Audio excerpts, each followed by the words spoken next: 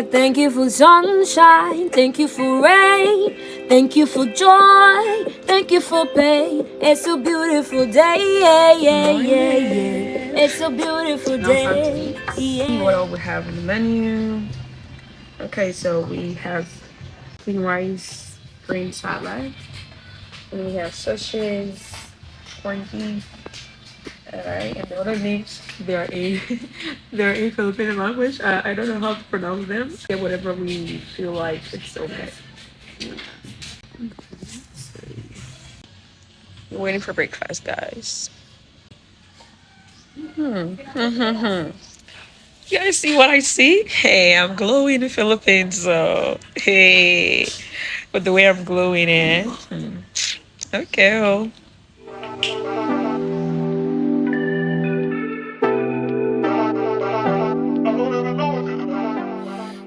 Many minutes later.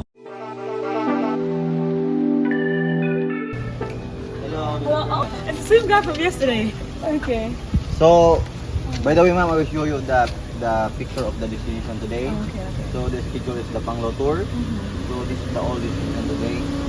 So, we're gonna go first to the church. Okay. And after the Hinagaran Cave.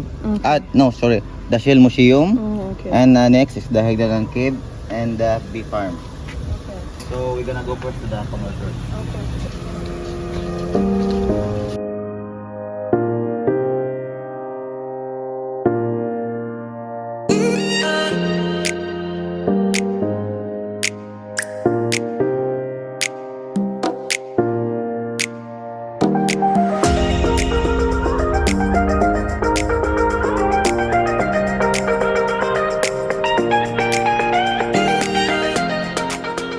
It's the first day of our tour here in Bohol, and we are here at the St. Augustine's Church. All right, so I'm going to be taking you guys inside and also be providing you detailed historic information about this particular church. Okay, and one thing I've realized about the Philippines is that the people here are super religious. Even in the airplane when we're traveling, we saw scriptures all over the place, and if you get to the hotels or in the bigger public spaces, you will see physical Bibles and all of that. So I love that. Let's go and see what's happening inside. All right, yeah, let's look and go. Okay guys, come on in. Okay, so first thing first, this place is very sacred. It's very quiet. That's one thing I love about it. So you can come here and you can pray. You can see here the aesthetics, especially the ceilings. You guys are going to really see the ceilings, how beautifully they are designed, even though it has been here for ages, because this place was established since the 1800s, to be specific 1803. Yeah, you can see here there's Mary, there's Jesus, and a lot more. So yeah, here's where if you want to pray, just come here and pray to Mary, and you pray to God, or pray to Jesus. That's how you just kneel down and you're able to pray. Yeah, this is what this looks like. The St. Augustine Church is commonly referred to as the Panlao Church or the Panlao Parish. It is one of the oldest churches in Panlao, Bohol, Philippines. It is a Roman Catholic church and an extremely important cultural property. It is always open to tourists as well as the locals. Okay guys, so I think we're done here. So we are heading to our next locations. Let's go. So we just got here at the Shells Museum. Yeah. Inside, welcome. Thank you. Let's start here this way, please. Okay. So first I have a question for you. Yes, What's the ma'am. history behind the Shells? Okay, so this is actually a private museum Okay. owned by a Filipino shell collector, Mr. Quirino Hora. Oh. So he collected these shells for 50 years, 53 to be specific. Yes, and then his own way of collecting is he buys it from the local fishermen who are knowledgeable in terms of shells. So that's how he put up this museum. We have a lot of shells here. Yeah. So these ones are in real? Oh, yes. This is so big. We call this one giant clam. Giant. Yes, Yeah, it's or- really a giant one. Yes, it is. Oh. Or locally known as taklobo. Taglobo. Yes. Oh. more than 1,000 years, and it's fossilized already. That's why it looks like a stone or a cement. Oh yeah. But these are real shells. Oh, shit. Yes. So all these ones are also real? Yes, ma'am. Yes, ma'am. Oh, wow. This is Whoa. Tridac magigas. Wow. Yes, the scientific name. Oh. Tridac magigas. And by the way, that seahorse, it's not real. Oh, the seahorse. I almost No, no, asked it. It's not real, and it doesn't grow as big as that size. Oh. Only this size. Oh, okay. Yes. Okay. Different colors of shells. This one, just from the environment or from the food that they usually eat, like algae, plankton, and also it adapts from the sunlight. Yes, because this, it's just in the shallow water. But there are particular places here in the Philippines where you can only find this one. Oh, okay. Yes. That's great. So do you sell them or? Yes, ma'am. Like a shell, you mean? Yes, ma'am. Yes. Oh. But of course, except for those endangered shells. Oh, you okay, know, okay. like we don't sell them. Okay, okay, yeah. That's understandable. Yes. And then we have here the fastest swimming shell, or also known as Nautilus. Yes. The first ever nuclear submarine, which is known as Nautilus 1, was based from this shell. Wow. Yes. This is what it looks like. And if we cut it into half, this will be the inside, that one. Oh. Yes. And that's what we call chamber Nautilus. It looks like a propeller of a submarine. That's why this is moving fast. Oh. Yes. And this shell also is known as the only living fossil from the Philippines. Wow. Nautilus. Also a shell, like based on the collection of the owner of this museum. This is the rarest shell of all, like in his collection. Oh. Yes. This is from Balut Island, Davao. That's in Mindanao part of the Philippines. Wow. Yes. 250 meters, and this is worth 150,000 pesos. Yes. This is actually a rare type of shell, and I think, I mean, if I'm not mistaken, that price is based on an international price, right? Okay, okay. Yes, it's not really our price. Yeah. Since this shell is rare, that's why it is expensive. Oh, okay.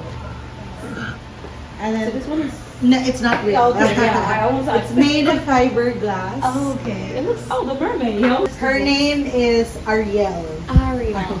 Ariel. Ariel. Ariel. Oh, okay. Or sometimes we call her Miss Shell. Miss Shell. Miss Shell. Miss Shell. Shell. Hi, Michelle. No, that's man-made only. It's an replica. That's not real. Okay, okay. Yes, Oh, this yes, one's yes. And then we have here also one of the smallest shell in the Philippines. And this is worth $1,000. This one, it's on the top of the cup. Wow. It's an adult size of a shell. 6.1 millimeter from Balikasag Island, which is still part of Panglao. So it is actually a rare type of shell. 6.1 millimeter. So this one is so tiny. Yes, named after Emperor Hirohito of Japan, since he is also a shell. And then we have these real pearls. Oh. Yes. Yeah. So that pearl was found from this type of shell. Oh wow. We call this one mother of pearl. Okay. Yes. It's also in 1,000 peso bill, like here in the Philippines. You can see this shell. Wow. We have a 1,000 here. Wow. Here, this one. Oh yeah. Yes. Oh. Pintada Maxima. Wow. This is the actual shell. Wow. That's why Philippines is known as Pearl of the Orient. Okay. Because we have a lot of pearls and shells here in the Philippines. Ooh, this one Yeah. looks red. So this one right here is the sea sponge Venus flower basket. It glows in the dark. Oh. Yes, but it's alive because of its bacteria that is known as bioluminescence that surrounds in it. So this one is Venus flower basket, sea sponge.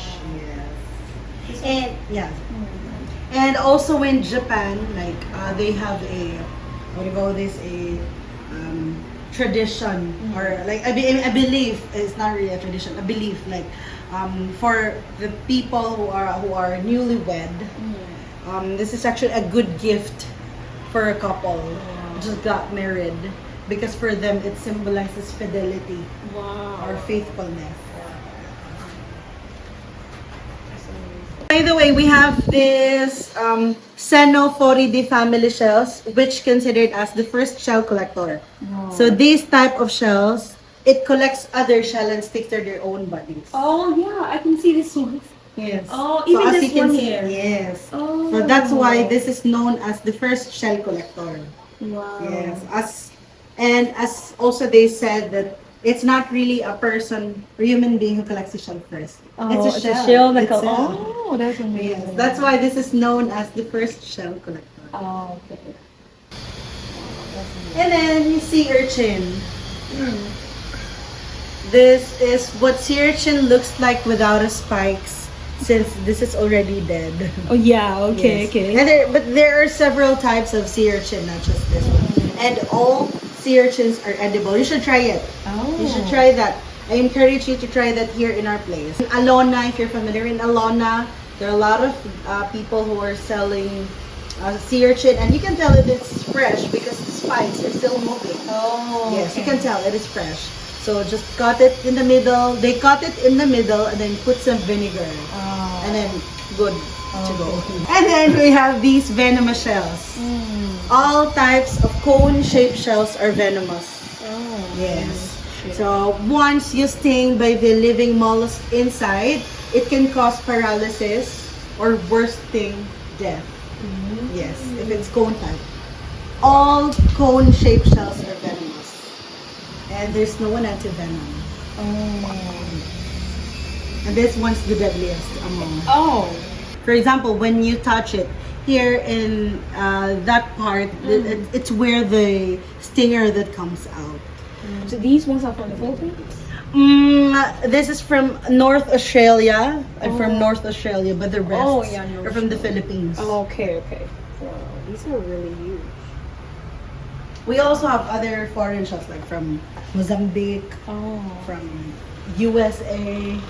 We also have a shell here named after the owner of this museum since he discovered the shell. Bursa Kirihorai and Primuvula Horai. His name is Kirino Hora. I think I forgot to mention. His name is Kirino Hora. And like what I said a while ago, he collected the shells for 50 years. Since he's the one who discovered the shell, that's why they named it after him.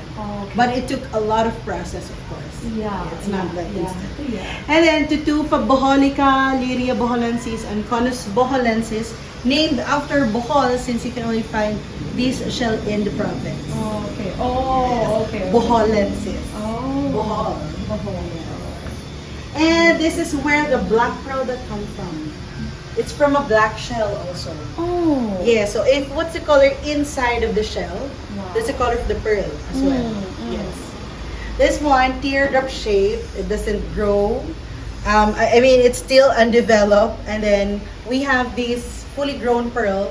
We call this one unusual because of its form and shape. But these are pearls.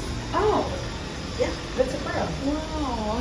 It's unusual. And here in the Philippines, you know, this is really expensive. Really? Yes. You have to weight it, and it's per kilo.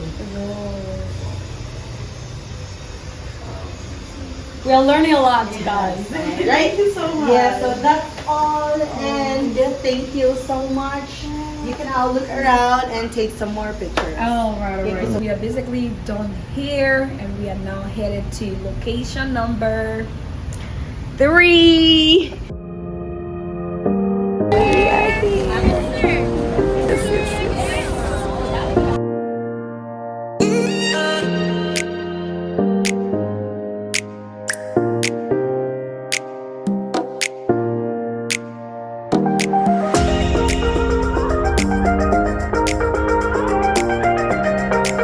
It's so hot under here, guys.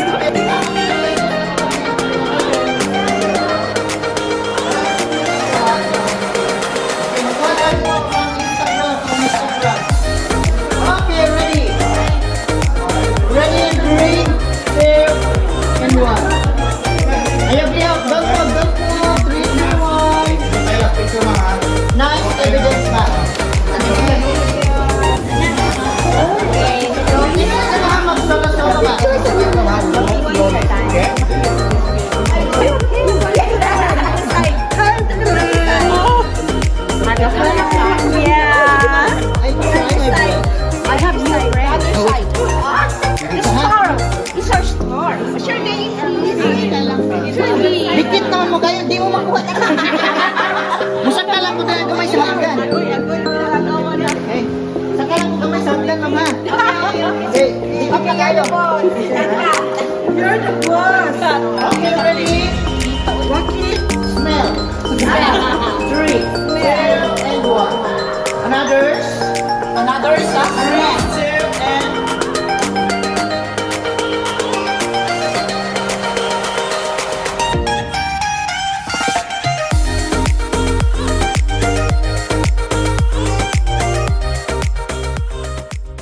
Many minutes later. It was time to head on to location number 4, which was the bee farm.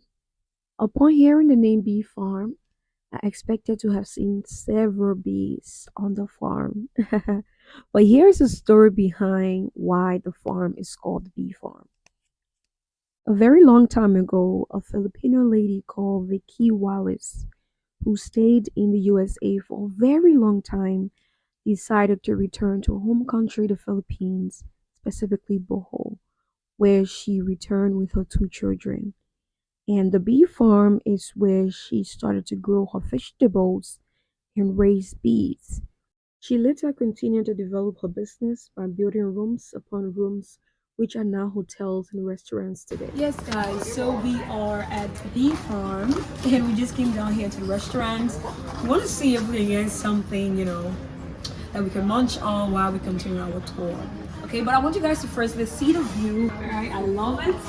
It's right next to the ocean, guys. Madara mo itong isa kabiyahe gikan airport padungsod na to.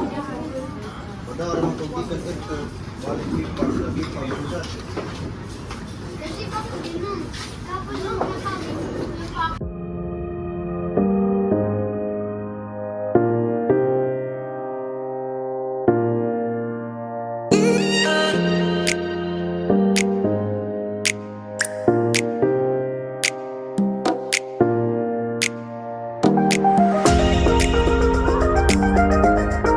Later.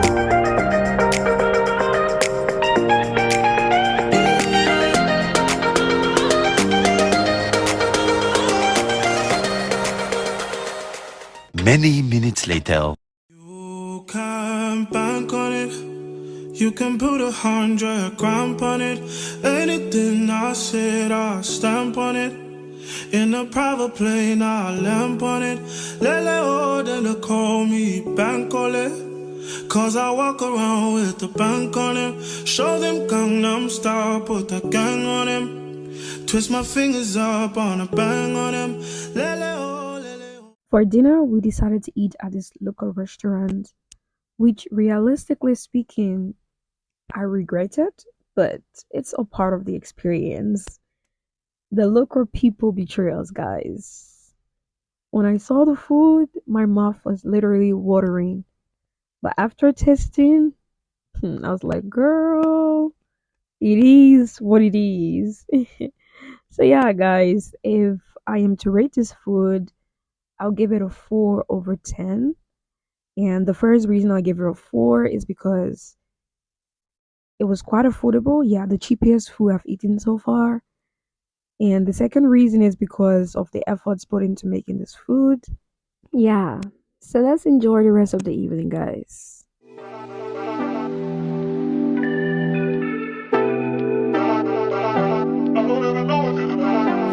Niggas want me to get ratchet. Niggas want me to attack it. Put the hood on, all they calling me Cassius. Aren't you like Bob Saget? Greedy, I can't pass it.